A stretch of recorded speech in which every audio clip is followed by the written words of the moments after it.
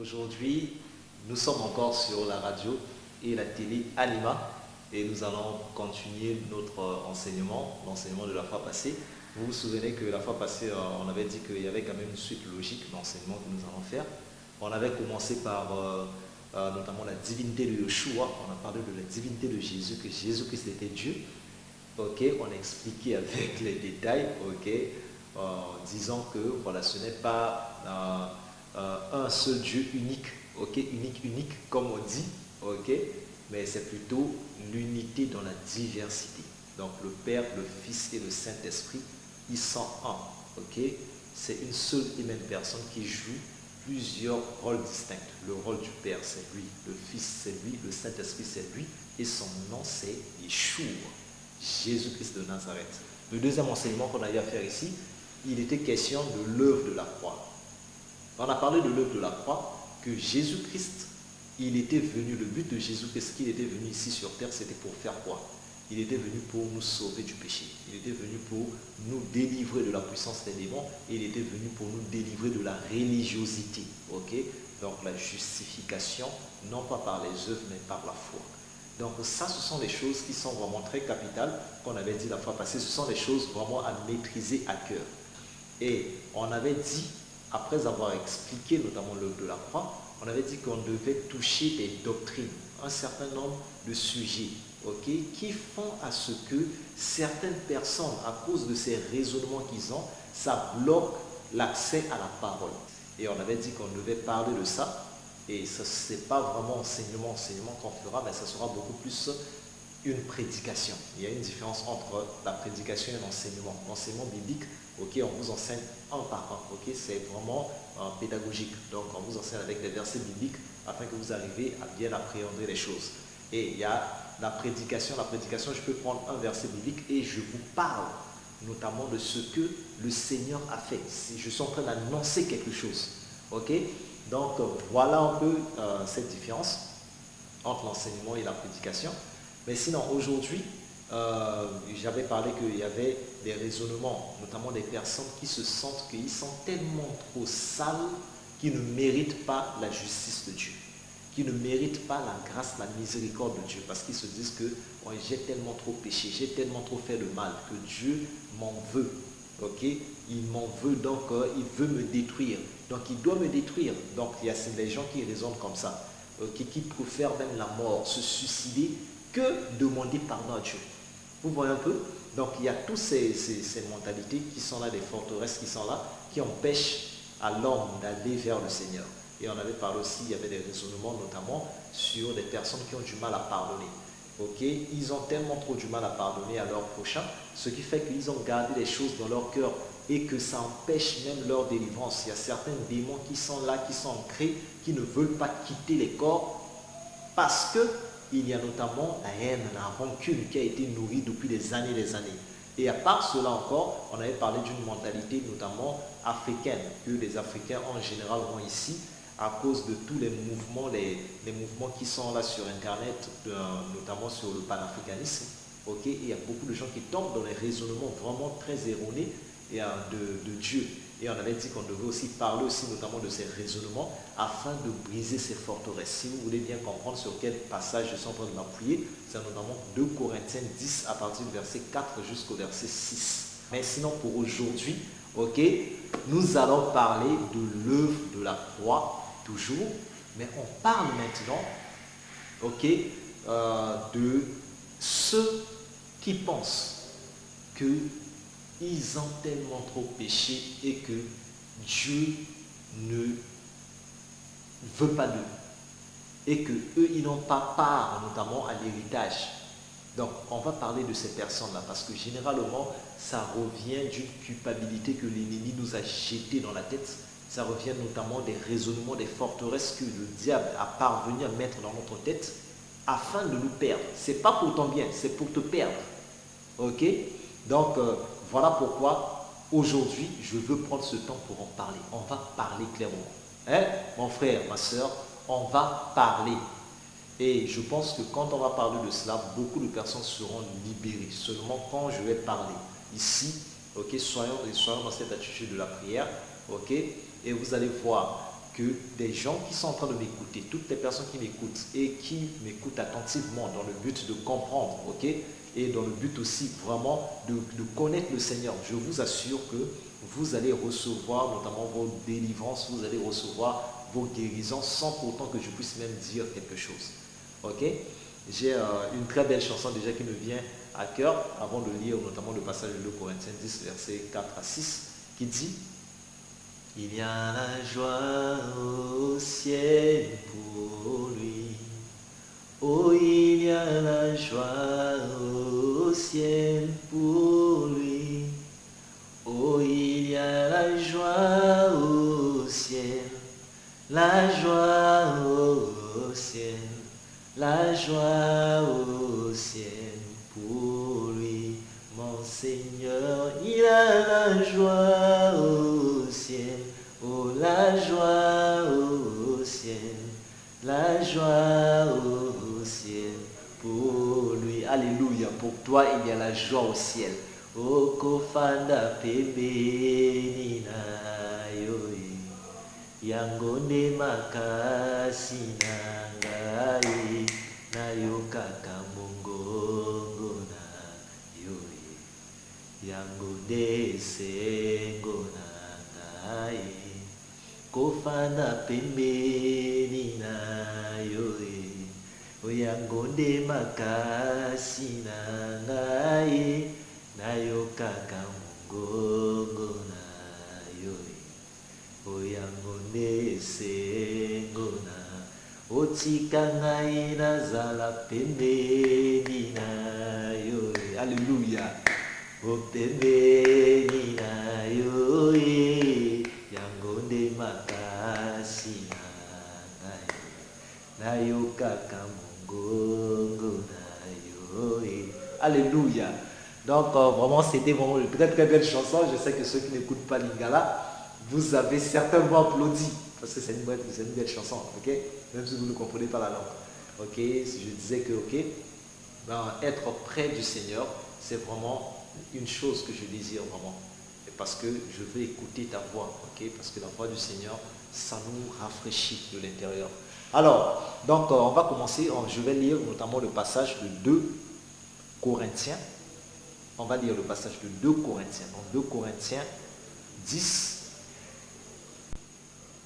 2 Corinthiens 10 à partir du verset 4. La Bible nous dit: car les armes avec lesquelles nous combattons ne sont pas charnelles, mais elles sont puissantes par la vertu de Dieu pour renverser les forteresses. Nous renversons les raisonnements et toute hauteur qui s'élève contre la connaissance de Dieu, et nous amenons toute pensée captive à l'obéissance de Christ. Alléluia. La Bible est en train de nous dire, ok, que nous renversons les raisonnements et toute hauteur qui s'élève contre la connaissance de Dieu. Ok? Ce que je suis en train de dire là, c'est vraiment très capital. C'est vraiment très très capital ce que je suis en train de dire, et je pense que ça va vraiment nous bénir. Ça va vraiment nous bénir parce que, vous savez, lorsque ici, la Bible parle des forteresses, ça parle de tous ces raisonnements que nous avons accueillis pendant toute notre vie. Nous avons accueilli beaucoup de choses que les gens ont eu à dire. Ok? Vous allez vraiment m'excuser. Je sens que l'ennemi n'est pas d'accord par rapport à ce message. Ok? Donc ça, vous allez comprendre cela bien après, quand on fera des enseignements ici. Je sens qu'il y a des présences. Vous comprenez? On va prier, ok? Laissez-moi quand même, on va prier. On va prier vraiment le Seigneur, parce que c'est comme je vous ai dit, il y a des forteresses, il y a des raisonnements, il y a des blocus, il y a des choses que l'ennemi fait pour éviter à ce qu'il y ait l'accomplissement de la parole. Parce que l'ennemi sait, il sait la puissance de la résurrection, il sait la puissance de la croix. Alléluia, j'aime ça. Moi j'aime les défis. Alléluia. Quand il y a des défis comme ça, quand l'ennemi veut bloquer le message du Seigneur, moi j'aime ça. J'aime ça. Parce qu'il faut Omega Biloko. Comme ça, ok, vous allez comprendre que le Seigneur ne blague pas. Ok, le Seigneur ne blague pas. Ce message que je suis en train de vouloir vous transmettre là, c'est un message puissant. C'est un message puissant. Et je vous assure que quand j'ai préparé ce message, quand j'ai voulu en fait venir notamment partager cela pour la première fois, il y a eu des circonstances qui se sont passées. J'ai compris que ce n'était pas normal. J'ai compris que ce n'était pas normal. Les circonstances que j'ai vécues là, je sentais que ce n'était pas normal. Et aujourd'hui, quand je suis en train de parler, ok, j'ai senti aussi depuis le début, même avant de commencer l'émission, j'ai senti les choses. Ok, voilà pourquoi je vous dis que, ok, soyez ok avec moi dans la prière. Vous qui allez même écouter même ce message bien après, ok, soyons en prière quand vous allez écouter cela, parce que le Seigneur est en train de délivrer notamment des vies à travers ce message. C'est l'œuvre de la croix. Même si je ne finis pas ça, l'émission qui suit, je vais continuer ce même message. Parce qu'il faut qu'une personne écoute cela. Que sert-il à un homme de gagner le monde entier si tu perds son de ton âme? Que servira-t-il à toi qui es bébé noir de tuer autant de personnes, d'aller te bagarrer, de sortir champion, ok, d'une personne qui a éventré les gens, si tu perds ton âme? Ok, ça ne servira à rien. Ok, voilà pourquoi donc il faut que tu écoutes ce message. Même si l'ennemi veut bloquer cela, moi je veux qu'aujourd'hui que tu sois attentif. Même si l'ennemi veut t'embrouiller pour ne pas écouter, tu seras attentif au nom puissant de Yeshua. Alléluia. Alléluia.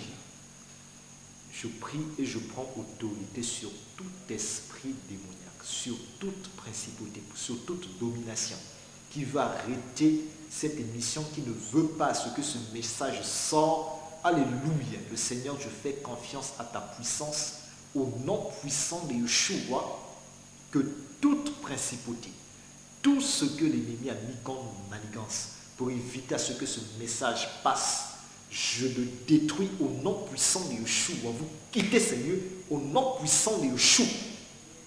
Alléluia. Toute personne qui écoutera ce message, vous allez comprendre, vous allez voir cela, ok? Réalisez que dans votre maison, il y a un feu qui arrive dans votre maison, afin que vous compreniez que le Seigneur Yeshua ne blague pas. Le Seigneur Yeshua ne blague pas. Ce n'est pas parce que, ok, il faut gesticuler. Je n'ai pas besoin de gesticuler. Je n'ai pas besoin de ressentir quelque chose, de voir une vision ou pas. Je n'ai pas forcément besoin de ça. Tout ce que je sais, c'est que là où 2 ou 3 s'assemblent en mon nom, je suis là. Le Seigneur, il est là, il est vivant. Tu es avec moi, il est là. On est tout autour de la parole du Seigneur. Et le Seigneur aujourd'hui va te bénir d'une façon que tu ne t'attendais même pas. Je ne m'attendais pas à commencer cette émission comme ça. Ok, là, on va dans un autre cadre. Mais sinon, je veux te faire comprendre une chose. Regardez, il y a beaucoup de personnes qui ont vécu des choses, ok, dans leur vie. Tu as été rejeté de ta famille. C'est normal. Tu as reçu des blessures intérieures. Il y a plusieurs blessures intérieures. On en parlera quand on parlera du disciple là. Il y a des blessures de rejet. Ok, tu as toujours été rejeté dans ta famille. Tu as toujours été rejeté dans ton entourage. Tout ce que tu fais, on trouve cela de mauvais, toujours de mauvais. On ne te donne jamais d'appréciation, c'est toujours nul. On ne donne jamais de compliments verbaux. Jamais. On ne donne que des paroles méchantes. Ok, ça t'a blessé pendant toute ta vie. Ok, on t'a insulté. Ok, un enfant raté. On t'a insulté idiot pendant toute ta vie. On ne t'a jamais donné cette opportunité. On ne t'a jamais encouragé. Et ça t'a forgé en toi un caractère. Ok, et c'est une blessure intérieure. Tu es là blessé pendant des années, tu marches avec ça. C'est une blessure. Ok, on appelle ça la blessure de rejet. Vous voyez? Donc, il y a d'autres personnes qui sont blessées parce qu'ils ont été trahis, même parfois par leurs proches. Tu as été trahi. Ok, ta maman t'a abandonné. C'est ta maman qui devait normalement prendre soin de toi. Ta maman t'a insulté sorcier. Ta maman t'a condamné. Tu as eu des gens tout autour de toi qui t'ont escroqué, qui t'ont volé, qui t'ont maudit. Au lieu de te bénir, au lieu de te faire du bien, ils t'ont fait du mal. Tu as donné beaucoup d'amour aux autres, mais tu as reçu au retour beaucoup de trahison, beaucoup de méchanceté. Oui, tu es blessé, c'est vrai. Ok, tu es blessé. Il y a d'autres personnes, ok, qui n'ont pas connu leurs parents. Tu n'as pas connu ton papa et ta maman. Je te comprends. Je te comprends. Tu peux penser que le monde est injuste. Ok, ça c'est une blessure qu'on appelle une blessure d'abandon. Ok, tu as senti que tu as été rejeté. Tu n'as pas connu ton père et ta mère. Tu t'es senti rejeté. Ok, abandonné dans la vie. Tu as vécu des souffrances. Tu as vécu avec un marâtre. Tu as vécu avec des personnes qui ne t'aimaient pas, qui te faisaient du mal. Tu as vu que le monde était injuste à ton niveau. Alléluia. Alléluia. Et tu t'es tourné. Tu as créé ton propre monde. vous tous, je sais qu'il y a plusieurs blessures intérieures, il y en a 5, ok? Mais je vous parle notamment des blessures qui touchent beaucoup de personnes, surtout le peuple congolais. Je vous parle de ces blessures afin que vous compreniez en fait qu'il y a certaines choses que tu fais, ok? Tu n'es pas méchant. Tu n'es pas méchant, mais tu as été abandonné par ton papa et ta maman. Tu n'as pas connu ton papa, tu n'as pas connu ta maman. Tu as vécu dans la famine, toujours, tous les jours. Tu as vécu dehors, demandant de l'argent aux gens. Les gens te regardent comme un sorcier, comme un aventurier, comme un maudit. Et comment est-ce que tu peux te permettre? Tu as froid, ok? Tu vas braquer une personne, non pas parce que tu es méchant, mais parce que tu manques un habit. Tu veux te couvrir. Tu vas voler la nourriture, non pas parce que tu veux voler, non, mais c'est parce que tu as faim. On te comprend ces choses en question. Le monde t'a jugé, le monde t'a condamné, la loi t'a condamné, la loi t'a jugé. Nous, on te comprend. C'est la raison pour laquelle Yeshua est venu. Si tu penses que ta vie est nulle, tu penses que peut-être que tu as tellement trop fait du mal, que personne ne veut plus de toi. Tu es bébé noir, tu as eu à tuer des vies.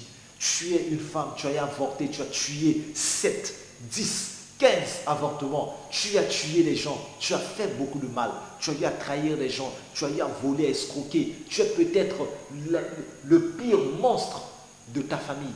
Ok, tout le monde te rejette. Personne ne veut même plus encore écouter de parler de toi. Et toi-même, tu vois que même trouver le boulot, c'est difficile. Ton image est gaspillée. Tu es peut-être derrière même des barreaux, en prison, en train de te dire que, ok, je suis un lâche.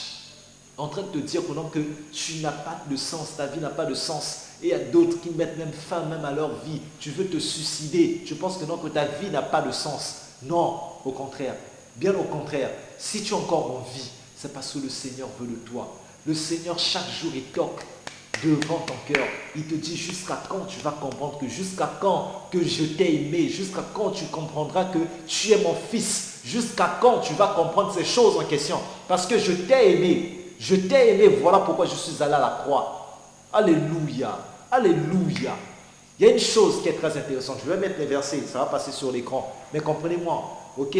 Jésus-Christ, une fois, il était assis avec notamment des gens de mauvaise vie, ok, des prostituées, des gens de mauvaise vie. Et les pharisiens étaient venus et ils l'ont jugé.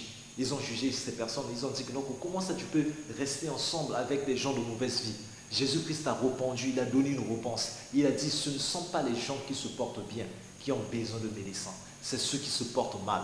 Tu penses peut-être que non, que tu as rejeté, que tu as été abandonné de la société, que tu n'as pas de sens. Tu as été rejeté par plusieurs hommes. Plusieurs hommes t'ont dénigré, ils t'ont insulté, que tu n'es pas belle, que tu es sale. Ils t'ont dénigré, ils t'ont piétiné. Il y a des gens qui t'ont écrasé, qui ne veulent même pas de toi. C'est-à-dire qu'ils te considèrent comme moins que rien, qu'il faut même tuer. Qu'on t'a abandonné comme ça dans la vie, comme un bébé noir une fois qu'on avait prêché l'évangile. Lui là, on l'avait jeté comme mort. Jeté comme mort pour lui, que ça, il n'avait plus de sens.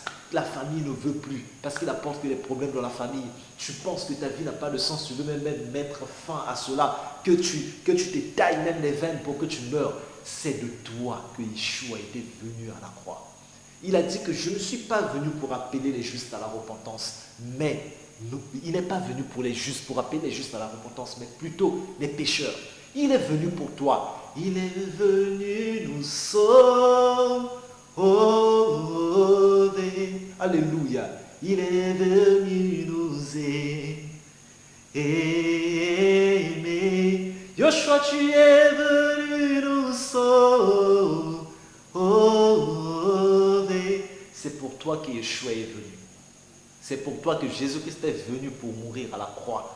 Ok? Il est venu spécifiquement pour toi. Toi qui penses que tu n'as plus de sens dans la vie, c'est de toi. Ta vie n'a peut-être pas de valeur devant toi. Oui, tu le penses. Mais pour Yeshua, ta vie est précieuse. Ton âme est précieuse. Ta vie est précieuse pour Yeshua. Peut-être pas pour toi. Tu penses que ta vie n'est pas précieuse. Peut-être que tu penses qu'il faut mettre fin à ta vie. Ça, c'est l'ennemi, c'est Satan qui veut te mentir. Il veut te mentir parce qu'en effet, toi, tu n'es pas n'importe qui. Tu n'es pas n'importe qui. Tu t'imagines, Satan, lui, quand il a péché, Dieu n'est pas descendu du ciel pour venir le sauver. Mais toi, quand tu as péché, tout le mal que tu faisais là, Dieu te voyait. Tout le mal que tu faisais, Dieu te voyait. Hein? Bah, machette aussi, bah, notamment pour aller tuer les gens. Les machettes que tu as utilisées pour aller couper les gens, tout ça là. Normalement, on devait te tuer. Tu pouvais même aussi faire la prison comme les autres. Regarde jusqu'aujourd'hui, on t'a jamais attrapé. Regarde jusqu'aujourd'hui, tu n'es jamais mort. On pouvait aussi te tuer. Regarde aussi les cas qu'on avait eu à tuer les autres. Parmi tous les autres, tous tes amis, on a tué tout le monde sauf toi. Sauf toi. Tu as été préservé notamment de la mort. Tu as été préservé notamment de l'enfer. Tu penses que c'est du hasard? Ce n'est pas du hasard. Pourquoi pas aussi sur les autres? Ok? Pourquoi pas aussi sur les autres? Dieu dit dans sa parole, Dieu tient dans sa main l'âme de tout ce qui vit. Dans Job 12, verset 10. Dieu tient dans sa main l'âme de tout ce qui vit, le souffle de tout ce qui meut sur la terre. Alléluia. Y compris ta vie, Dieu tient cela dans sa main. Ok? Tu as ma vie sous contrôle. Tu prends soin de moi et tu veilles sur moi. Yeshua, il a toujours ta vie sous son contrôle. Tout ce que tu fais de mal, Yeshua voit cela. Il sait cela déjà en avance. Il sait que tu as besoin impérativement de lui. Il le sait. Il connaît toutes ces choses en question. Il le sait clairement. Mais par contre, toi, tu t'es jamais donné une fois une opportunité de réfléchir sur ton papa qui est au ciel, qui te voit, comment est-ce que tu es en train de patauger dans le péché. Il est ton Père, il est ton Père, il veut te recueillir chaque jour. Alléluia. L'histoire du fils prodigue.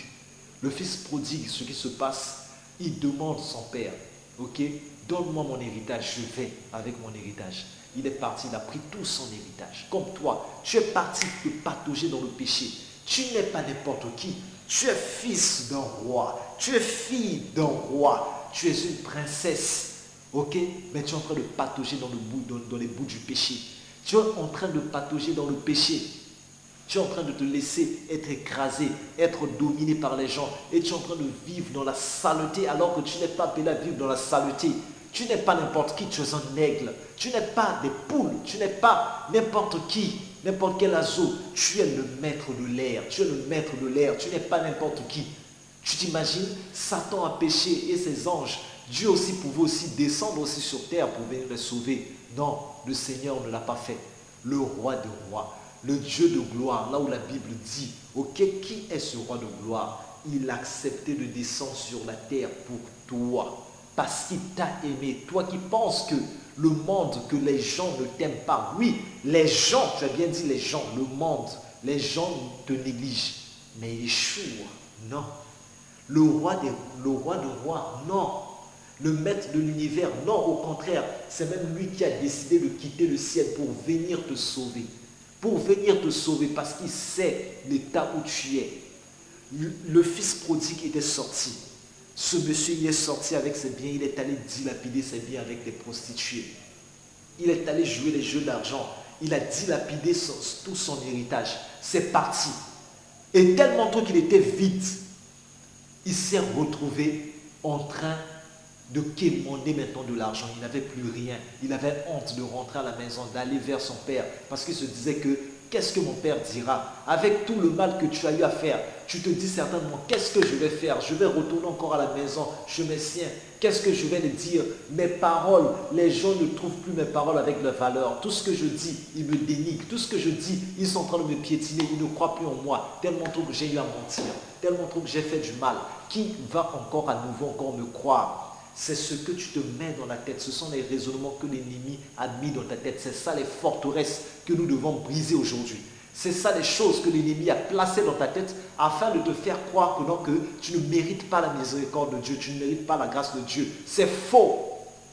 Dieu ne tient pas compte aujourd'hui de toutes tes œuvres que tu as faites quand tu étais ignorant. Oui, tu étais ignorant, mais ce qui s'est fait, ce qui s'est passé avec le fils prodigue, ce qui était très intéressant, c'est que le fils prodigue, bien qu'il était dans ses problèmes, ça c'est dans Luc 15, cette histoire, je vous place les versets sur l'écran. Mais sinon, regardez, le fils prodigue, il a dit non. Il a dit non. Il a dit que bien que je sais que je suis pécheur, bien que je sais que j'ai commis beaucoup de choses, mais je ne reste pas ici dans ces nuits ainsi. Je retourne chez mon papa. Je préfère retourner chez mon papa, même s'il va me traiter comme un esclave. Tant mieux qu'il me traite comme un esclave que de mourir ici. Que que de mourir ici en tant qu'esclave, que de mourir ici en n'ayant rien à manger. Je préfère rentrer chez mon papa. S'il va me prendre et me faire son esclave, tant mieux. Je serai esclave chez mon père, mais je vais quand même manger.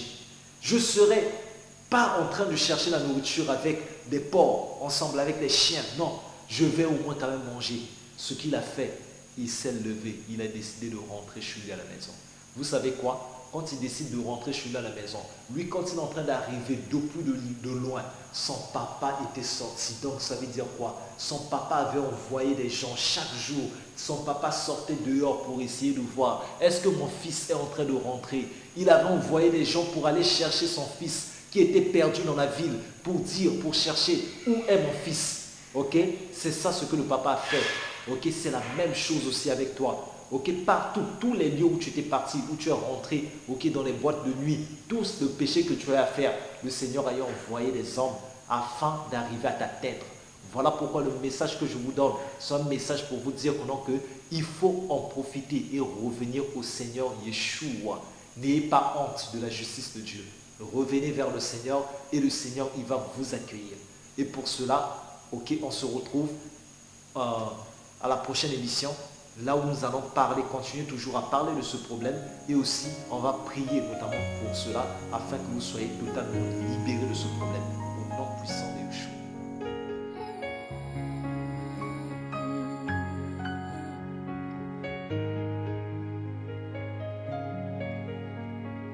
Même si un père abandonne son enfant, même si une mère abandonne son enfant, moi l'Éternel, je ne t'oublierai jamais. Moi l'Éternel, je ne t'oublierai jamais. Moi l'Éternel, je ne t'oublierai jamais. Moi ton Créateur, je ne t'oublierai jamais.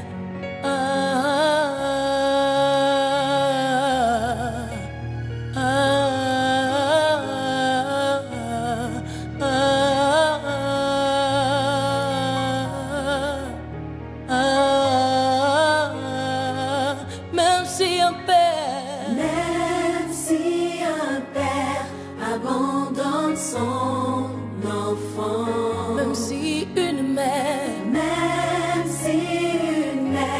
abandonne son enfant, même si un père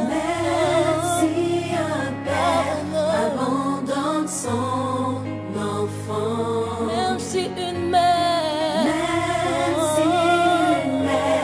abandonne son enfant, moi l'Éternel, je ne t'oublierai jamais. Moi l'Éternel,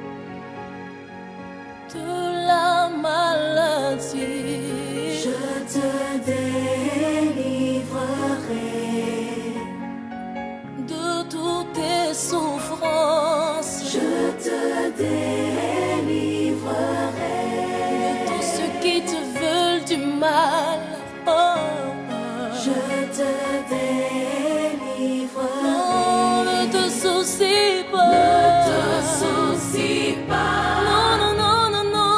Ne te soucie pas. Je te délivrerai. Je te délivrerai. Tu me glorifieras. Je te délivrerai. Je te délivrerai. Tu me glorifieras. Oh, ne te soucie pas. Ne te soucie pas. Ne te soucie pas. Je te délivrerai. Je te délivrerai. Tu me glorifieras. Je te délivrerai. Je te délivrerai. Tu me